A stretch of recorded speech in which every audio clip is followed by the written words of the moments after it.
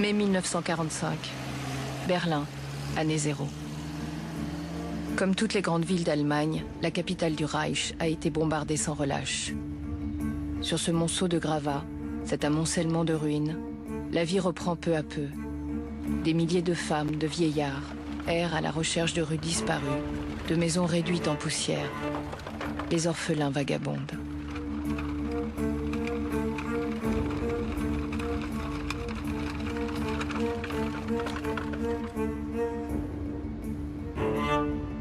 Les Berlinois ressortent des caves, cherchent de l'eau, à manger. Les Russes qui ont conquis la ville règnent en maîtres. En quelques jours, ils impriment leur marque.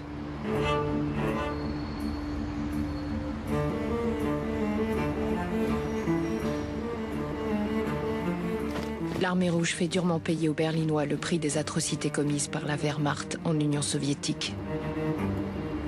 Dans l'Allemagne conquise, les femmes sont violées. Près de 100 000 rien qu'à Berlin dans les premières semaines. La loi du talion s'applique avec toute sa rigueur.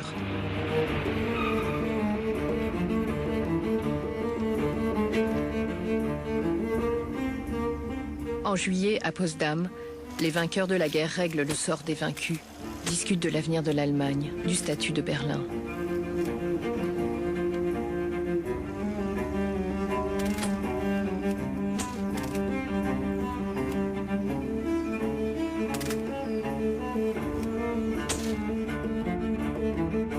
Conformément à ces accords, les troupes américaines, anglaises et françaises prennent possession de leurs secteurs respectifs dans Berlin.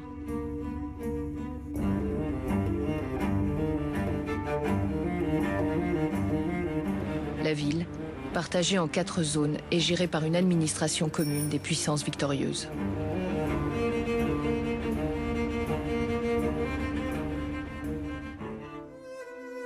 La division de l'Allemagne en zones d'occupation devait être provisoire.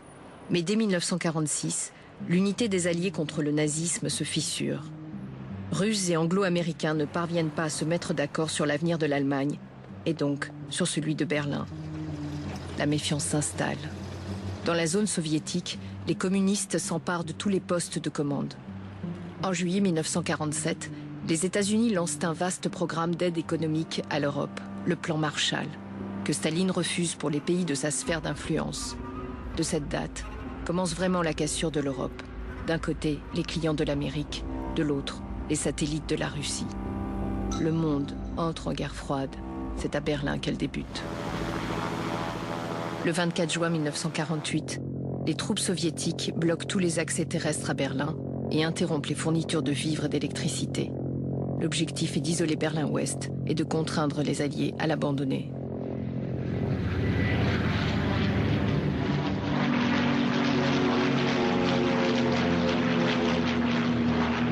Mais pendant près de 11 mois, jusqu'au 12 mai 1949, les Américains et les Anglais organisent un pont aérien pour ravitailler les Berlinois de l'Ouest. 277 728 vols en 322 jours, soit un atterrissage par minute, apportent plus de 2 millions de tonnes de vivres. Contrairement à l'espoir des dirigeants soviétiques, le pont résiste à l'hiver.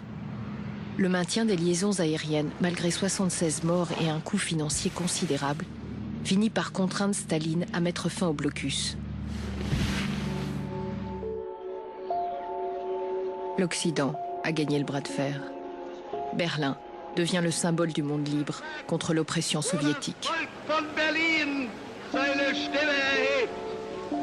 Dieses Volk von Berlin heute ruft die ganze Welt. Issue de la fusion des 3 zones d'occupation occidentale, la République fédérale allemande voit le jour en mai 1949. Bonn en est la capitale.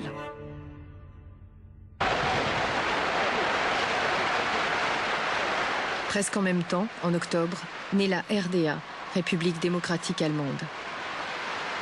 L'Allemagne est désormais coupée en deux, avec 2 gouvernements, 2 États, qui représentent les 2 systèmes qui s'affrontent à travers le monde.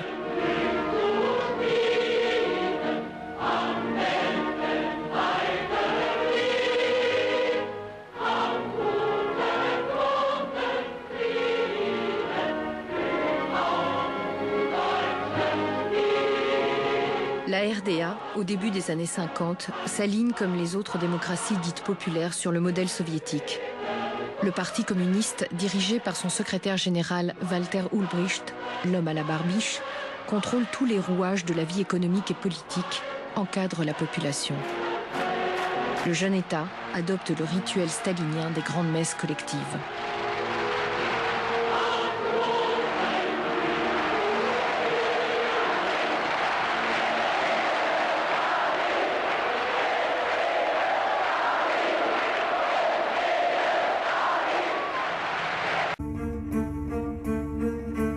Le contraste entre les deux Allemagnes se creuse au cours des années 50.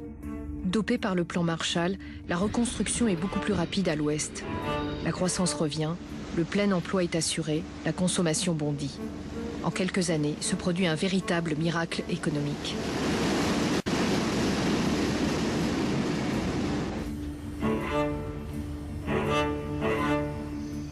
La République fédérale tient Berlin-Ouest à bout de bras. Il s'agit de montrer que la ville, bastion de la liberté, est également un modèle de société.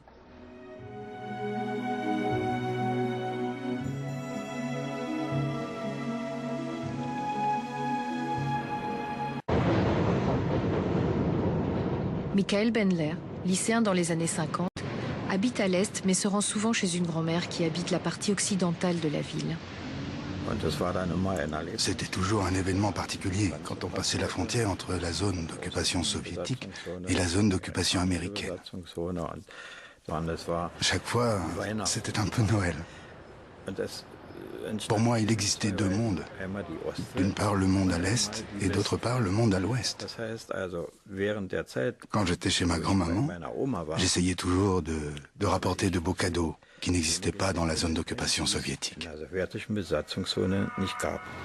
À l'instar de Michael Bendler, près d'un demi-million de Berlinois pour travailler, se promener ou voir leur famille franchit quotidiennement les postes frontières dans les deux sens.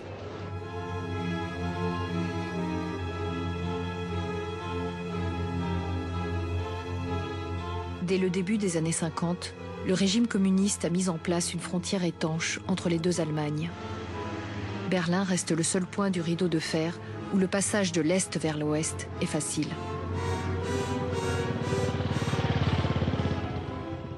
D'une station de tramway à la suivante, d'un côté de la rue à l'autre comme sur la Bernauer Straße, d'un immeuble à l'autre, on passe en quelques pas du Berlin soviétique au Berlin occidental, comme le signale ce panneau. Attention, les deux trottoirs et la chaussée appartiennent au secteur soviétique, les jardinets et les maisons du côté droit appartiennent au secteur ouest.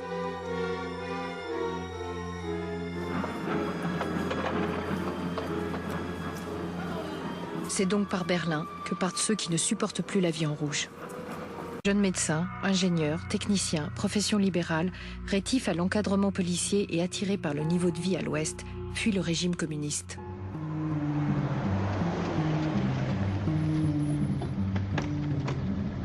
À la fin des années 50, Berlin est une enclave capitaliste qui défie le monde communiste. Pour Khrouchtchev, la ville est une dent carriée dans une mâchoire. Il fait de Berlin un test de la résistance de l'Occident. Il menace de fermer les couloirs d'accès à Berlin-Ouest. La tension monte encore.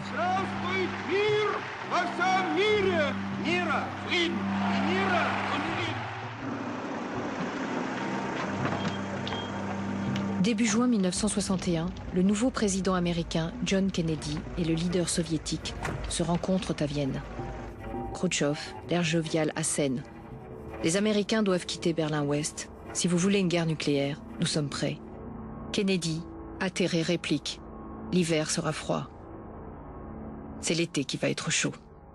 Dass es Menschen in Westdeutschland gibt, die wünschen, dass wir die Bauarbeiter der Hauptstadt der DDR mobilisieren, um eine Mauer aufzurichten, ja? Niemand hat die Absicht, eine Mauer zu errichten. Quelques jours après ce démenti, le 13 août 1961, Walter Ulbricht lance l'opération baptisée Muraille de Chine. Dès l'aube, les unités de l'armée quadrillent Berlin-Est. 25 000 miliciens armés et la police populaire, les Vopos, se postent tous les 2 mètres le long de la ligne de démarcation. En 1 heure, les points de passage sont bouclés. La porte de Brandebourg est fermée. La circulation entre la RDA et Berlin-Ouest est interrompue. Berlin est coupé en deux. L'opération, protégée comme un secret d'État, a été minutieusement préparée et planifiée par Erich Honecker. Les soldats et policiers déroulent des kilomètres de barbelés et de chevaux de frise qui avaient été stockés.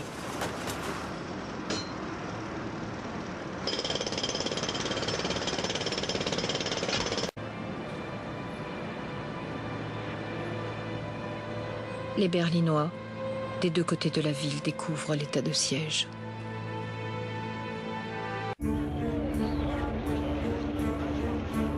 Les Berlinois de l'Ouest, informés par les radios, affluent vers la frontière, en particulier à la porte de Brandebourg.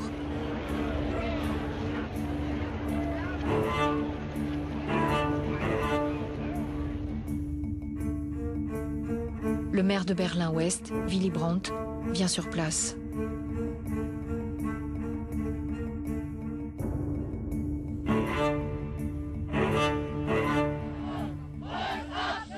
Les habitants du secteur occidental se massent devant les barrages.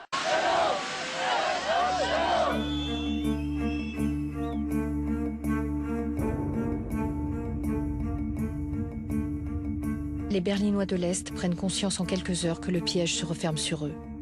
C'est maintenant ou jamais. Certains tentent le tout pour le tout et fuient alors que le mur n'est pas encore étanche. Ils se faufilent entre les barbelés, rampent entre les palissades.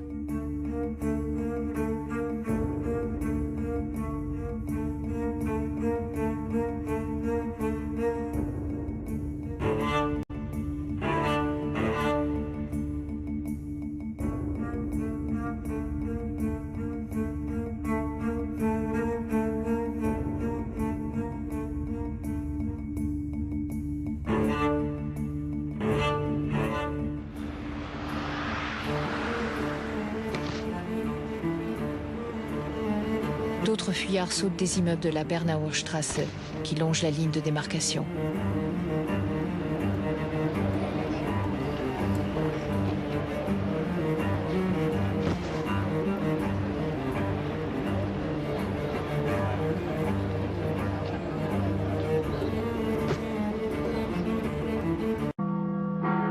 Le Bild-Zeitung titre « L'Ouest ne fait rien ». Les Berlinois ont le sentiment d'être abandonnés. Dans les semaines qui suivent, les autorités communistes ne cessent de renforcer le mur. Les travaux se déroulent jour et nuit, à la lueur des projecteurs dirigés vers les caméras des télévisions occidentales, afin de brouiller l'image.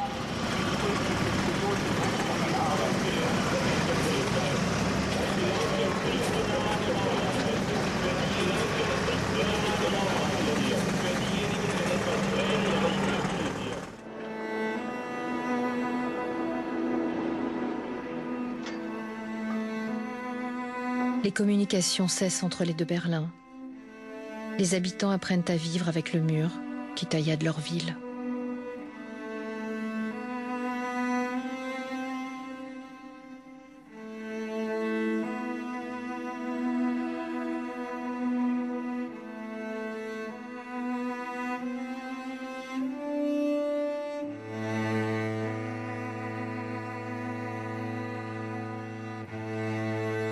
Les parents, les amis, les amants ne peuvent plus se voir, si ce n'est de loin.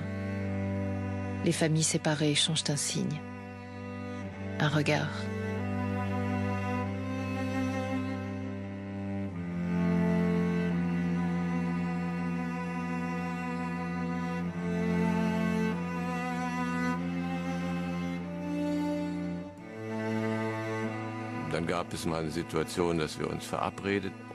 Nous nous donnions rendez-vous, on se mettait d'accord. À telle heure, nous serons à tel endroit. Placez-vous de l'autre côté. Donc on se faisait des signes de la main. On devait être à, je sais pas, peut-être à 200 mètres les uns des autres. Inutile de dire que tout cela était fort triste.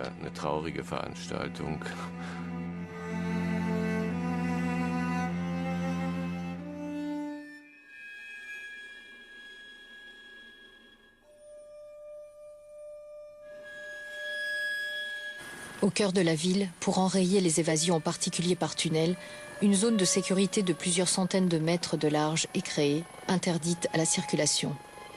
Les façades d'immeubles sont murées. 1253 fenêtres de la Bernauer Straße sont condamnées. 2000 habitants sont chassés de leur logement. Le mur devient au fil des années une véritable fortification.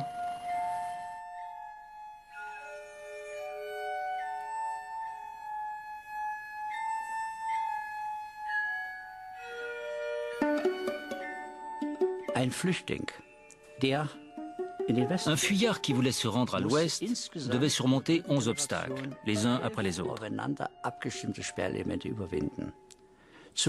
Tout d'abord en amont, il y avait la zone frontalière à laquelle il ne pouvait accéder que muni d'une autorisation. Ensuite, il y avait la première barrière. Et à partir de là, celui qui sautait par-dessus cette première barrière sans y être autorisé, il se faisait tirer dessus si on n'était pas parvenu à l'arrêter.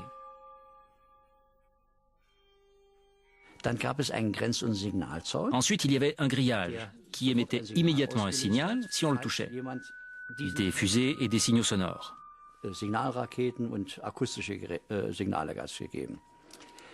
Ensuite, il y avait des plaques recouvertes de pointes d'acier. À l'ouest, on appelait ça le gazon de Staline.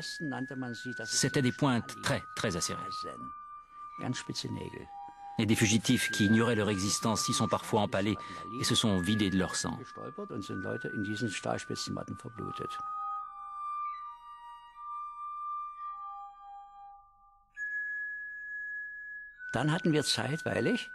Ensuite, nous avions ces rails croisés de chemins de fer, des barrages anti-chars, afin de stopper les personnes fuyant en voiture ou avec un véhicule de l'armée.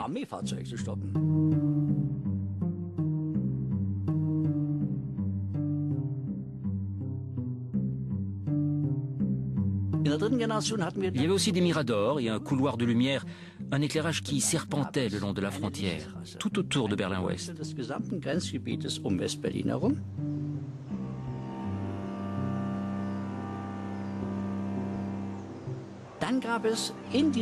Ensuite, à l'intérieur de cette zone de la mort, il y avait une route que les véhicules empruntaient pour la relève ou lors d'événements particuliers, afin d'arriver rapidement sur les lieux.